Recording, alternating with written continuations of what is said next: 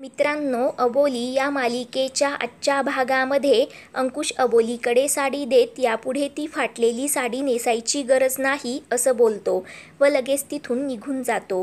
ते पाहून अबोली खूपच खुश होते।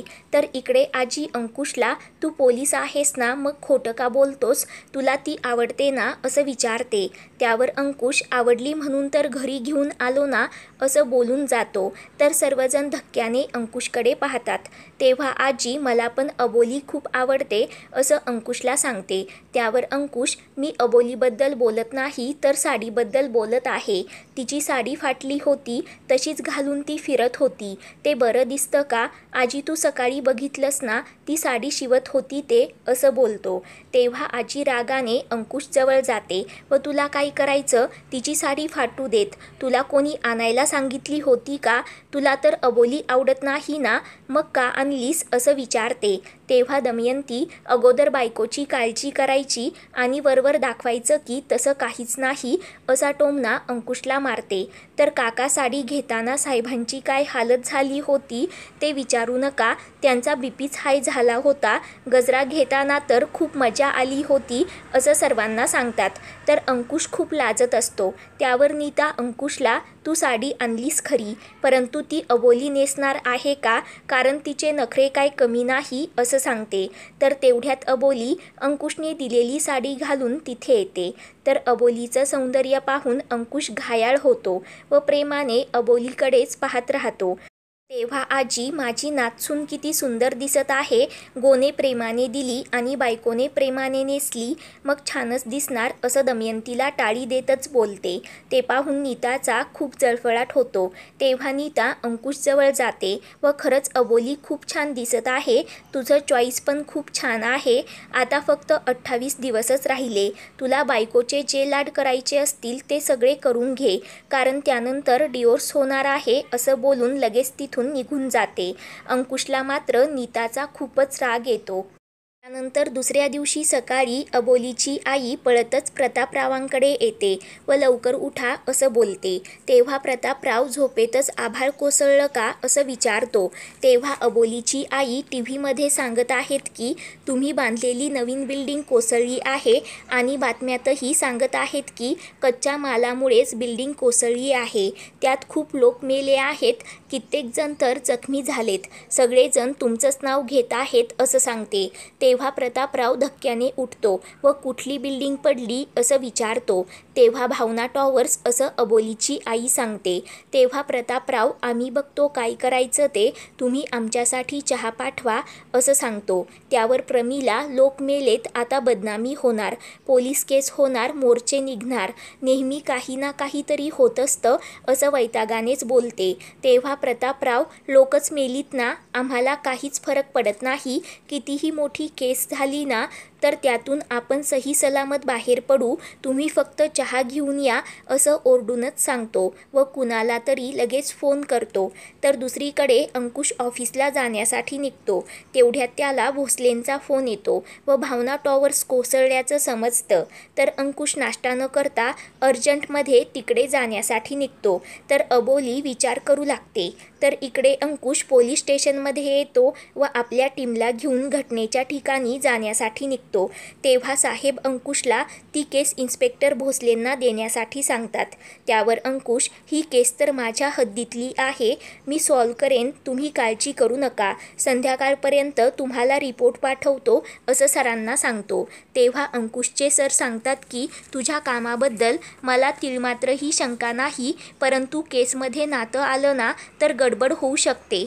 तर तेव्हा अंकुश ही केस प्रतापरावांची आहे म्हणून तुम्ही असं बोलताय का, प्रतापराव माझे सासरे आहेत म्हणून मी त्यांच्यावर काही ॲक्शन घेणार नाही असं तुम्हाला वाटतंय का असा प्रश्न करतो व माझ्यावर विश्वास ठेवा, काहीही झालं तरी मी या केसच्या मुळाशी जाऊन गुन्हेगाराला शिक्षा करेलच असं सरांना सांगतो। तेव्हा सर तुम्ही फाईल नीट वाचली नाही वाटतं, या केसमध्ये फक्त प्रतापरावांचं नाही तर तुमच्या बायकोचं पण नाव आहे, अबोली प्रतापराव आहे रे असं सांगतात. ते ऐकून अंकुश व काकांना मोठा धक्काच बसतो. तर अंकुश फाईल बघून हे शक्य नाही, कारण मी अबोलीला चांगलं ओळखतो, ती असं कधीच करणार नाही, तुमचा काहीतरी गैरसमज होत आहे असं बोलतो. त्यावर सर, जे पेपरवर असतं तेच या केससाठी प्रमाण असतं. हे पेपर्स तुझी बायको गुन्हेगार आहे हेच सांगत आहे. आणि आजकाल बिल्डर्स लोक असंच करतात. आपल्या नातेवाईकांच्या नावावर बिझनेस टाकतात व त्यांना अडकवतात.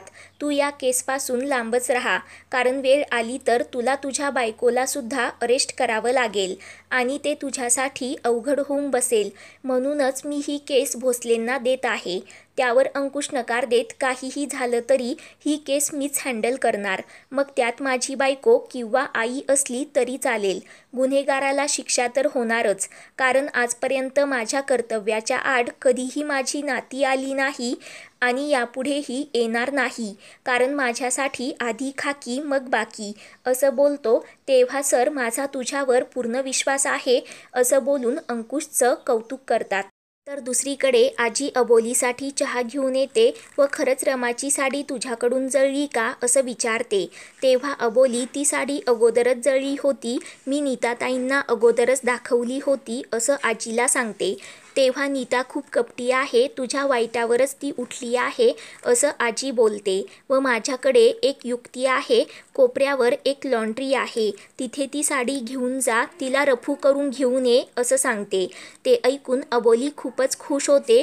तर आजी साडी आणण्यासाठी आतमध्ये जाते.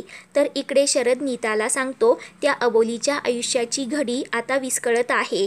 तू ब्रेकिंग न्यूज बघितली नाहीस का? खूप मोठा मॅटर होणार आहे. आता अबोलीचं काही खरं नाही. तेव्हा ते ऐकून नीताला मात्र काही समजत नाही. तर तेव्हा शरद नीताला सांगतो, बिल्डिंग कोसळली ती अबोलीच्या नावावर आहे. आता पोलीस अबोलीला जबाबदार धरणार, त्यात 100 लोक मेली. सर्वजण अबोलीच्या नावाने खडे फोडत आहे असं सांगतो. तर नीता खूपच खुश होते व आता अबोली तू मेलीच, तिची चांगली धिंडच निघाली पाहिजे असं बोलते. तर इकडे अबोली रमाची साडी रफू करून घेऊन येते व ती आजीला दाखवते. तेवढ्यात अंकुश त्याच्या टीमला घेऊन तिथे येतो. तर अबोली, आज लवकर आलात असं अंकुशला विचारते. तेव्हा अंकुश, मी इथे ड्युटी करायला आलो आहे व अबोलीला माझ्यासोबत चल असं बोलतो. तेव्हा कुणाला काही समजत नाही. तेवढ्यात नीता बाहेर येते व हिला घेऊन जा, त्या लोकांना हिचीच नजर लागली असं बोलते.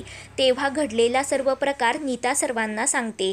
ते ऐकून सर्वांना धक्का बसतो की बिल्डिंग अबोलीच्या नावावर आहे. तर तेव्हा अंकुश अबोलीला त्या बिल्डिंग्सचे पेपर्स दाखवतो आणि यावर तुझ्या सह्या असल्याचं सांगतो व पुरावा म्हणून हे इनफ आहे, मला तुला अरेस्ट करावं लागेल असं बोलतो. तर रमा डोक्याला हात लावते. तेव्हा अबोली, याबद्दल मला काहीच माहीत नसल्याचं अंकुशला सांगते. तर नीता मूर्खासारखी बडबड करते व अबोलीचा सत्यानाश होणार म्हणून सांगते. तेव्हा अंकुश रागाने नीताला, अजून अबोलीवरचा गुन्हा सिद्ध व्हायचा आहे, ती गुन्हेगार नाही, इन्व्हेस्टिगेशन अजून सुरू आहे, तू यामध्ये पडू नकोस असं स्पष्टपणे सांगतो.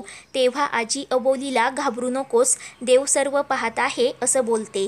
तर अंकुश अबोलीला पोलीस स्टेशनमध्ये घेऊन जातो व अबोलीला हा सर्व काय प्रकार आहे, ही बिल्डिंग तुझ्या नावावर कशी असं विचारतो. तेव्हा अबोली, मला यातलं काहीच माहीत नसल्याचं सांगते. तर तेव्हा अंकुश, यावर तुझी सही कशी व बँक अकाउंट पण तुझ्याच नावावर आहे असं सांगतो. तेव्हा अबोली, मोठ्या साहेबांनी कधीच मला आपली मुलगी मानलं नाही, कधी काडीची किंमत दिली नाही, मग ही प्रॉपर्टी माझ्या नावावर कशी मलाच माहिती नाही असं बोलत खूप रडू लागते. तर अंकुशला ते ऐकून मोठा धक्काच बसतो. तर मित्रांनो, पुढील भागांच्या अपडेटसाठी आपल्या चॅनलला सबस्क्राईब